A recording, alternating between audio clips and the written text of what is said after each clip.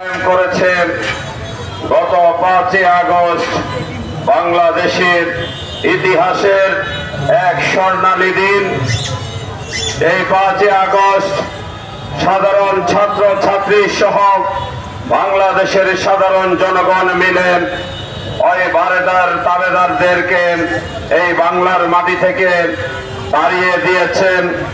আজকে বাংলাদেশ উন্মুক্ত, সাধারণ মানুষ তাদের অধিকার ফিরে পেয়েছেন। আজকে বাংলাদেশের সকলে মিলে দলমত নির্বিশেষে সাধারণ জনগণ মিলেন এই মুহূর্তে দেশকে পুনর্গঠনের জন্য সকলকে সহযোগিতা করতে হবে। আজকে এই 15 আগস্ট উপলক্ষে যারা এই দেশের রাম রাজত্ব কায়েম করার জন্য